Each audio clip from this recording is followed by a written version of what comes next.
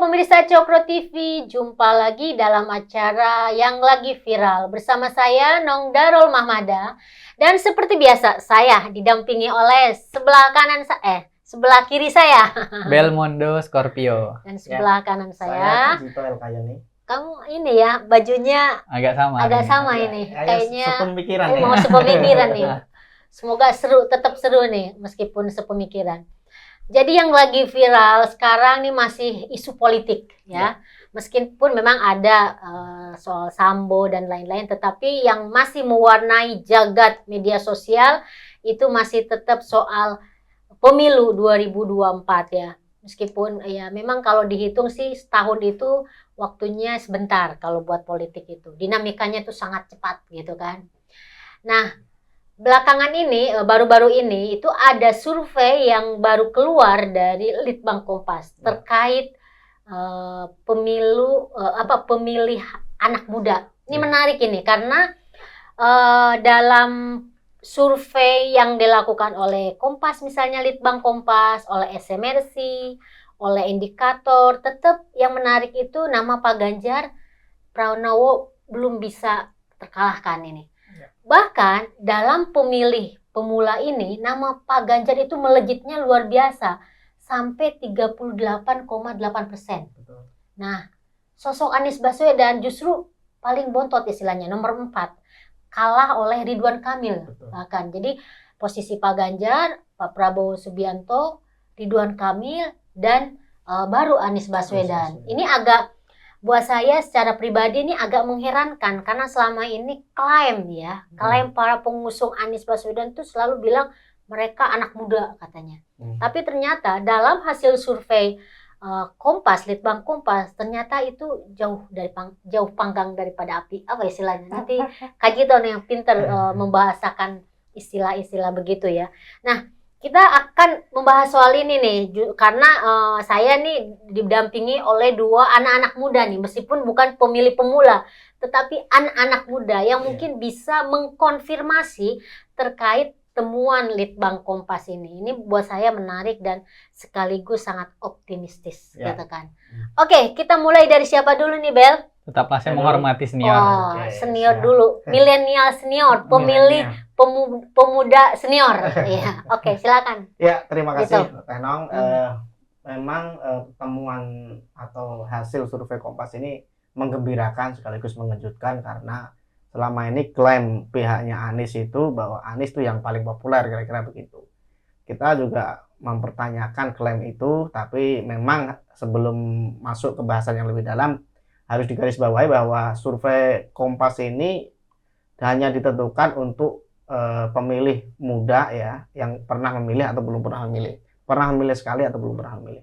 Artinya memang tidak secara luas mengukur milenial misalnya, kelompok milenial yang rentangnya sangat panjang itu, atau setelah itu Gen Z dan seterusnya. Jadi memang dibatasi ya, yang belum pernah memilih atau memilih sekali. Artinya bahwa apa yang disajikan Kompas ini memang benar-benar sosok pemilih awal, pemilih pemula yang dalam bahasa politik itu mereka ini nggak bisa disamakan propagandanya dengan kelompok-kelompok lain. Kalau misalnya yang pilpres sebelumnya itu ada propaganda dari sisi agama misalnya, nah kelompok ini relatif lebih kebal ya, lebih rasional, lebih kebal karena mereka generasinya udah beda banget. Itu artinya bahwa jika Ganjar Pranowo mampu unggul di ceruk ini ya, sampai keunggulannya sangat telak ya, sangat tinggi banget dibanding yang lain, itu artinya bahwa citra Pak Ganjar di media sosial terutama itu sangat kena ya, sangat masuk ke generasi ini, terutama yang paling awal memilih ya. Memang generasi ini kalau kita lihat kegandrungannya terutama medsosnya tuh wujudnya TikTok kayak gitu ya. Jadi beda kalau yang generasi tua Facebook gitu ya, yang agak menengah Instagram misalnya. Dan ini generasi yang dunianya benar-benar berbeda. Dan Pak Ganjar itu nomor 1 di TikTok saya lihat ya, meskipun kalau kita lihat intensitas percakapan Anies itu sangat luar biasa, paling besar ya, paling tinggi, tapi kan banyak negatifnya sebenarnya. Karena orang yang benci Anies membicarakan Anies di media sosial itu dihitung satu percakapan gitu ya. Tapi kalau kita melihat popularitas dari sisi yang lain, misalnya ketenaran atau popularitas yang bagus ya, itu Pak Ganjar nomor 1 di TikTok. Belum ada yang mengalahkan. Dan makanya anak-anak kecil yang kemarin ketemu Pak Ganjar di Tuh gimana itu ya? Tuh gimana? Siapa ya Tul? Siapa ya gitu kan? Itu karena popularitasnya begitu besar gitu. Bahkan anak-anak yang sangat kecil tuh kenal dengan Pak Ganjar. Itu artinya bahwa ini cukup menggembirakan ya untuk pendukung Pak Ganjar, untuk relawan Pak Ganjar, bahwa ceruk milenial ditambah Gen Z itu mayoritas ya. Berapa tadi bro? Hampir 60% ya? Iya, hampir Itu jadi Pilpres 2024 itu didominasi oleh anak muda. Kira-kira begitu. Jadi siapapun yang memenangkan anak muda, memenangkan selera mereka ya, itu besar kemungkinan akan menang di Pilpres 2024. Jadi memang survei Kompas ini belum menyeluruh ya, belum mengungkap tadi yang saya sebut tadi, generasi milenial, generasi Z secara keseluruhan, tapi ini cukup menggembirakan karena ini adalah indikator bahwa di mata pemilih pemula itu Pak Ganjar sangat populer dan sangat didambakan oleh mereka. Itu artinya bahwa generasi penerus ini mendambakan sesuatu yang berbeda ya dari generasi sebelumnya. Dari generasi Pak Jokowi, dari generasi Pak Prabowo, dari generasi sebelumnya lah pokoknya. Sesuatu yang benar-benar fresh, sesuatu yang benar-benar mencitrakan mewakili mereka ya, pemikiran mereka ya, kelucuan mereka ya, ketidakjelasan jok-jok mereka, dan semua itu saya pikir ada di Pak Ganjar ya. Kalau yang lain agak ragu. Kalau Pak Ridwan Kamil mungkin lebih ini juga bisa masuk. Receh juga. Receh juga ya, mungkin agak kurang dikenal ya. Makanya masuk dalam 3 besar Nah, kan. makanya. Dan ini kita yang mempertanyakan tuh Anies loh. Anies kok hilang dari peredaran yang dulu katanya diklaim sangat menguasai ceruk ini, ternyata tidak. Ya, jadi ini akan kita bahas lebih dalam nanti setelah Saudara Belmondo menganukan argumennya. Iya, jadi betul tadi kata Jito bahwa dalam survei Oktober 2021, jadi tahun lalu, itu nama Anies itu mendapat dukungan untuk Litbang Kompas ya, survei Litbang Kompas itu 13,2%. Jadi justru di bulan ini, di bulan Oktober kemarin itu dia kehilangan suara pemilih pemula itu sebesar 5,4%. Jadi kehilangannya tuh sangat drastis gitu ya. Ini yang makanya mungkin ya buat saya sih kabar gembira ya. Gak tahu kalau buat Belmondo. Silakan Belmondo, anak muda. Oke. Terima kasih Tenong, terima kasih Mas Kajito, dan terima kasih juga untuk pemirsa Cokro TV yang udah pantengin kita terus. Oke, kalau kita bahas tentang survei pemilih pemula atau pemilih pemuda gitu ya. Kalau kita lihat data kan itu pemilih pemula itu dari angka 17 tahun. Itu pemilih pemula karena dia belum pernah milih, Mas. Belum pernah milih. Terus kalau dilihat dari Gen Z dan Gen milenial itu kan 17 sampai 37 tahun. 37 tahun. Nah, kalau saya merujuk data kepada pemilih sebelumnya tahun 2019, kita itu pemuda itu dari 17 sampai 37 itu 35% sampai 40%. Gede itu ya? Gede banget. Dan itu dari 190 juta pemilih, anak muda itu 70 juta pemilih. Berarti itu kan angka yang gede. Dan saya lihat lagi tuh survei SMRC. Mas Saidiman bilang, ternyata tahun 2024 itu pemilih muda itu hampir menyentuh 60%. Betul kayak yang Mas Kajito bilang. Berarti kalau calon-calon pemimpin ini nih terus menggait anak muda sesuai dengan selera mereka, ini bisa menjadi dampak yang luar biasa sebenarnya. Dan kalau kita perhatikan juga tipikal anak muda ini kan kayak swingnya, Mas. Anak muda ini dia tuh nggak mantep hatinya tuh. Dia masih muda, berubah-ubah. Kadang bisa ke partai ini, milihnya ini. Cuman sejauh ini dari data Litbang Kompas untuk pemilih pemula, ini beda nih Mas. Kalau Litbang ini sebenarnya ada dibagi lagi. Ada pemilih pemula, ada pemilih yang pernah memilih 1 kali, ada pemilih yang pernah memilih di atas 1 kali. Nah, ternyata pun setelah diakumulasi dari 3 pengalaman pemilih, Ganjar tetap nomor 1. Pak Prabowo nomor 2, Anies nomor 3, Pak Ridwan Kamil nggak tertinggal karena menghitung bukan hanya dari pemilih pemula, tapi yang pernah memilih sekali 2 kali. Persoalan yang saya perhatikan adalah cuman Pak Anies yang telah mendeklarasikan dirinya sebagai capres. Berarti dia punya kemampuan tuh untuk tur politik kita sebut ya, ke daerah-daerah untuk mencari suara dukungan. Sedangkan Pak Prabowo tidak melakukan itu gitu. Cuman menurut survei ternyata Pak Prabowo tuh masih digemari sama anak muda. Itu yang saya perhatikan. Berarti secara tidak langsung Pak Anies ini belum masuk. Nggak bisa masuk pun, jangan sampailah kita berharapnya kan, dan Pak Ganjar harus menang. Itu kan harapan ya, Ten. Kan agak ini juga ya, kenapa kok justru dibandingkan antara dua, misalnya Prabowo sama Anies, kok malah justru Pak Prabowo yang mendapatkan unggul ya. Keunggulan. Malah kalau kita perhatikan kalau Prabowo Gayanya melakukan kan bukan udah nggak muda lagi ya, Pak Prabowo itu gimana ya? Prabowo tuh punya marwah sebagai militer, kalau anak-anak muda tuh kayak oh siap gitu. Panutan gitu ya. Panutan gitu. Contoh role model gitu Role ya. model. Pak Prabowo ini militer yang oke lah, anggaplah kemarin dia pernah menjadi lawan Jokowi pada saat Pilpres, tapi kan latar belakang dia sebagai militer itu kan tetap melekat gitu. Itu sih yang anak muda lihat, kalau saya perhatiin pribadinya begitu. Dan Pak Prabowo ini kan nggak tur juga gitu, tapi angkanya masih tetap tinggi. Itu yang saya perhatikan. Dan kalau berkaca dari data CSIS juga tahun 2017, anak muda ini sebenarnya sama isu politik tuh agak nggak ngikutin gitu. Apatis ya? Agak apatis, agak kurang lah. Cuman menurut data ini mereka menyukai Ganjar adalah berarti kan Ganjar membawa perubahan untuk pergerakan politik gitu. Tiba-tiba mereka suka dengan Pak Ganjar. Kalau saya baca datanya sekilas begitu Mas Kajito. Mungkin artinya bisa kita bilang bahwa gaya atau tampilan yang selama ini disajikan oleh Pak Ganjar dalam menampilkan politiknya itu atau bagaimana dia menunjukkan kinerja, bekerja dan lain-lain, itu buat anak-anak muda bisa dibilang asik ya. asik, Betul. benar. Jadi saya ingin komentari soal tur tadi ya, sebelum membahas ini yang asik gak asik ini. Udah dapat ya. Kepancing. Jadi memang kelebihan Anies menurut Bro Belmundo tadi bahwa dia sudah bebas lah, sudah dicalonkan dan bebas tur. Tapi Anies juga punya kelemahan, dia tidak punya jabatan. Artinya bahwa ketika pengangguran maksudnya. Bilang pengangguran bilang aja terus terang. Ya gitulah kira-kira. Jadi jabatannya kan sebagai calon presiden. Jadi tur politik atau tur yang dalam rangka menjabat itu sebenarnya sama dampaknya ya. Ketika Ganjar kunjungan kerja kemana, itu akan muncul di media juga, akan dibahas. Jadi itu hanya masalah pembahasan aja di medsos, di berita dan sebagainya. Jadi kalau Anies katakanlah saat ini bebas bisa tur dianggap sebagai kelebihan, sebenarnya enggak juga, sama aja. Justru Anies harus modal dari kantong sendiri kemana-mana. Kalau Prabowo kan enggak, dia kunjungan ke sana, ketemu ini, ketemu itu. Meskipun dia kerja, tapi ditampilkan oleh media, itu dia dianggap sebagai tur juga sebenarnya, meskipun tidak secara langsung ya, tidak secara terbuka. Ganjar juga demikian, dan Ganjar masih diuntungkan 1 tahun dengan sebagai gubernur. Itu artinya bahwa masih ada amunisi gitu loh. Kalau Anies nih udah habis-habisan, saya lihat di media sosial juga pasukannya udah mulai ngendor. Wah, ini apa bensinnya udah macet, saya pikir gitu kan. Kamu jangan tertipu. Oh, ya,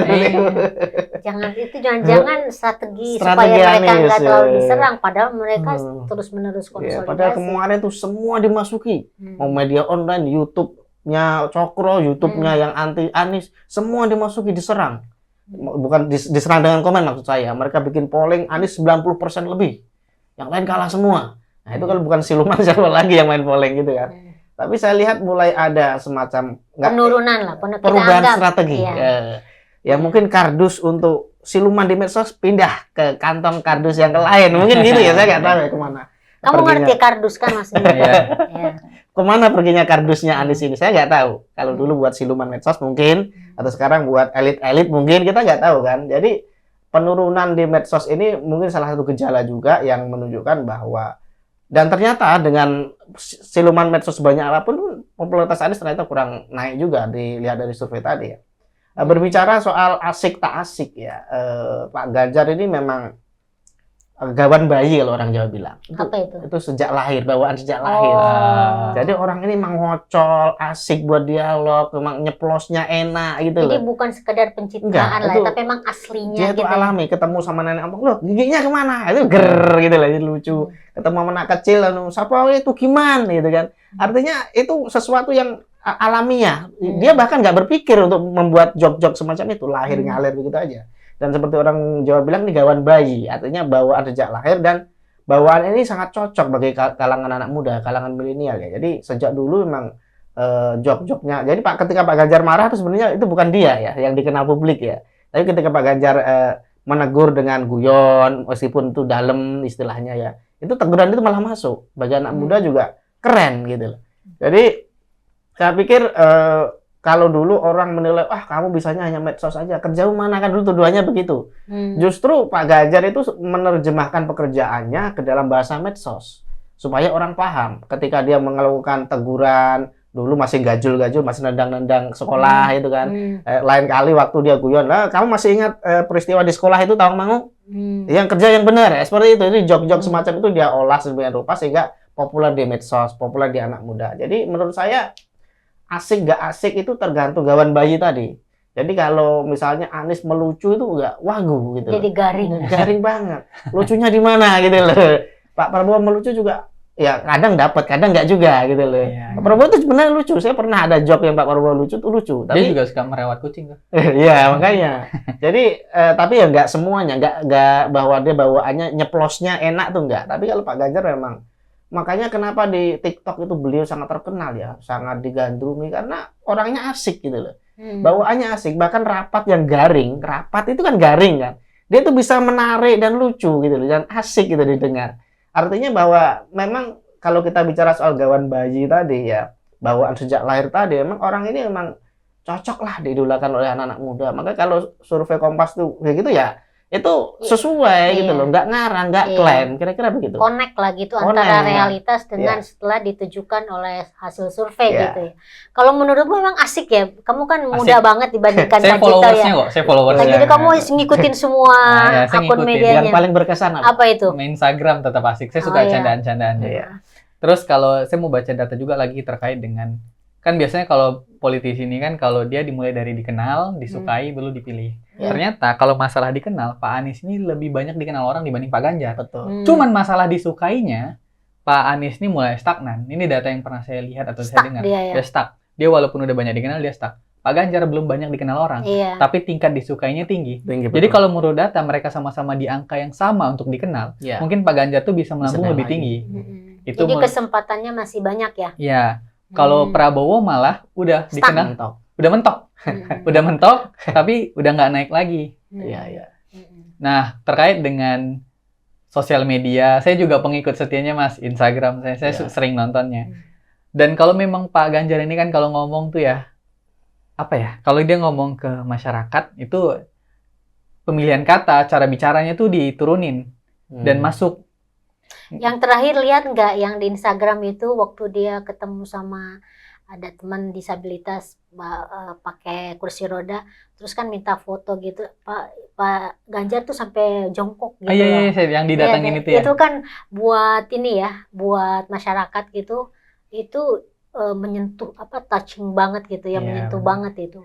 Kemarin juga saya lihat yang di Instagramnya itu waktu ada acara di Solo, yang ada teman-teman mahasiswa lagi duduk, teman-teman mahasiswa tuh anak muda tuh lagi duduk di lantai makan, dia datang makan di lantai, dan di sampingnya tuh ada Pak Ridwan Kamil sama pejabat yang lain.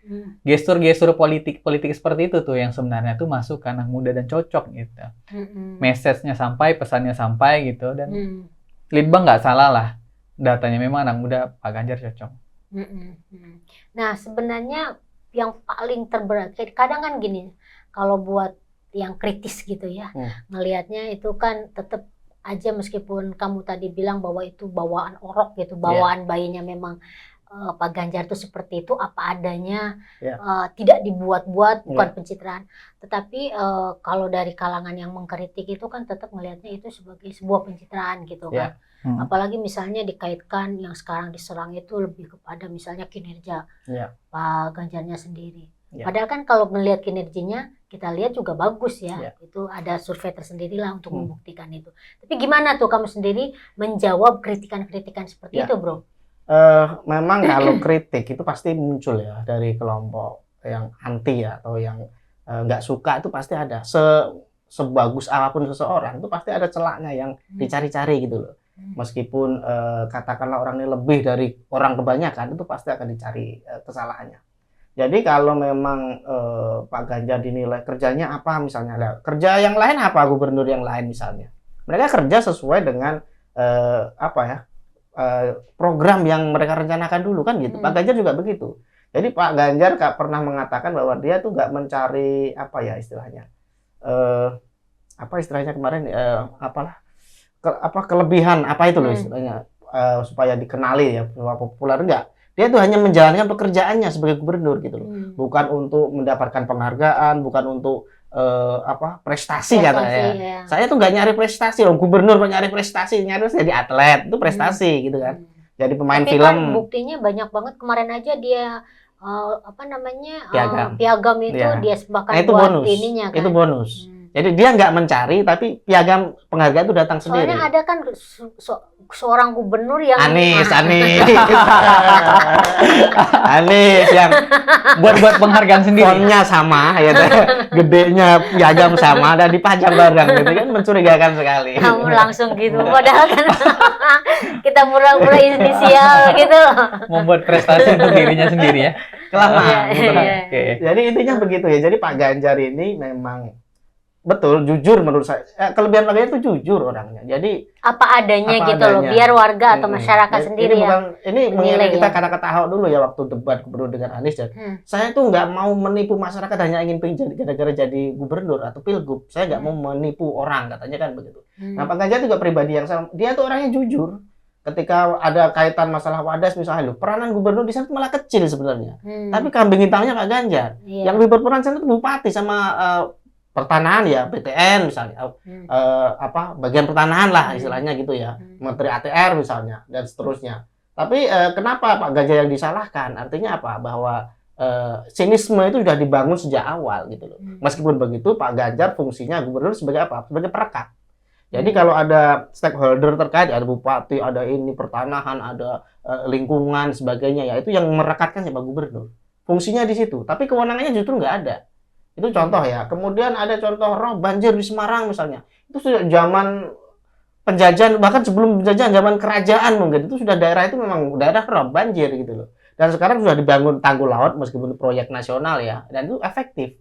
Daerah yang sudah jalan, sudah jadi, itu nggak banjir lagi. Karena kan ombak naik laut kan, masuk ke darat tuh rob namanya kan.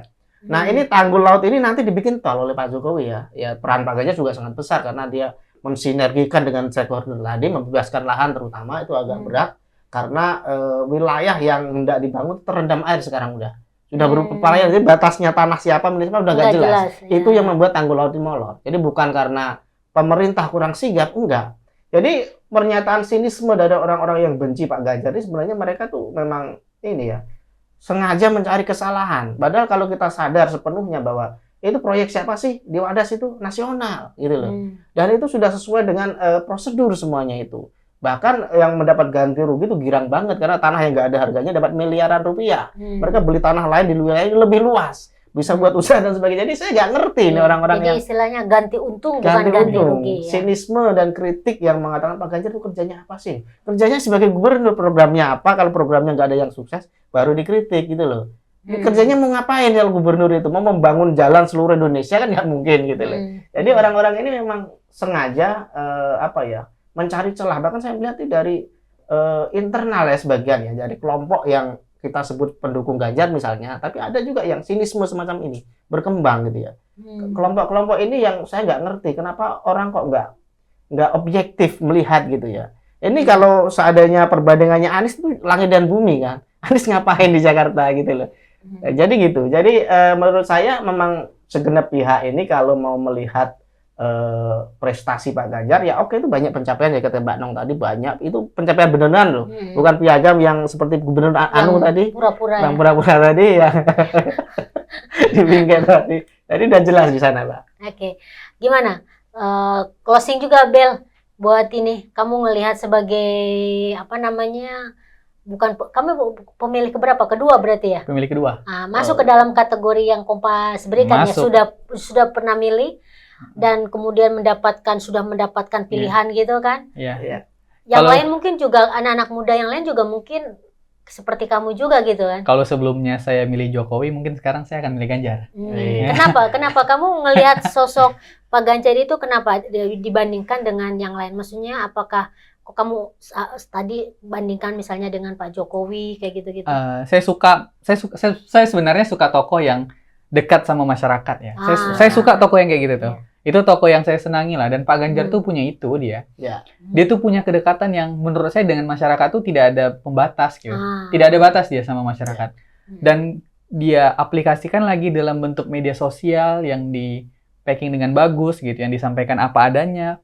anak muda mana sih yang nggak suka dengan tokoh-tokoh seperti ini gitu. Dan kayaknya kayak kameranya itu benar-benar candid gitu ya. Candid. Dan memang biasa kayaknya admin Pak Ganjarnya juga pengen goyang, ya tenang dikit kayak. Memang nah kayaknya pun adminnya apa adanya juga, Mas. Dan yang itu sih yang saya suka dari Pak Ganjar itu, kedekatan sama masyarakat, dan dia sama Pak Jokowi itu kayak ya hampir-hampir sama lah. Turun ke masyarakatnya sering, canda gurau, dan yang paling senang juga kalau terkait dengan masalah-masalah yang timbul di Jawa Tengah kayak Wadas kemarin, dia tuh bukan orang yang cuma muncul di media terus memberikan komentar. Dia juga datang ke Wadas, ketemu dengan masyarakat sana dan ngobrol. Gak menghindar, dia orang yang datang.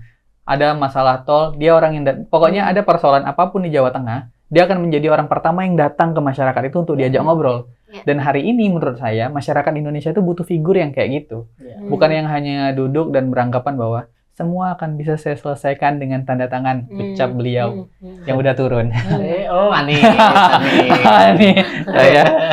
Kalau saya melihat Pak Ganjar demikian. Oke, jadi kita sepakat ini ya.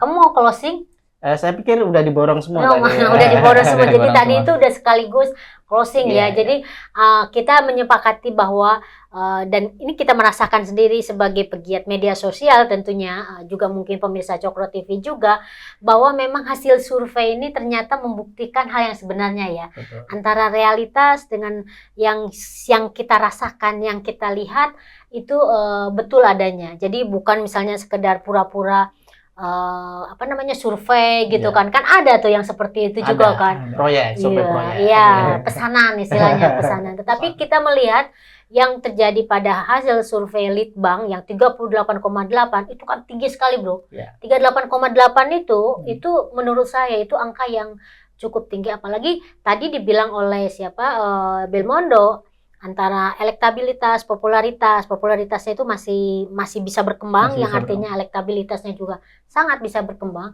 Itu membuat kesempatan Pak Ganjar menjadi pemimpin kita itu sangat besar. Betul. Dan kita tentu saja berdoa supaya akhir tahun ini ada kepastian.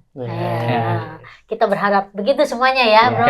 Ikan cepat ikan gabus, makin cepat makin bagus. Asik.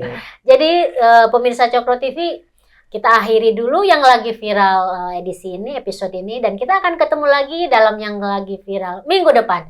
Terima kasih Kak Cito, Belmondo, dadah semuanya. Dadah.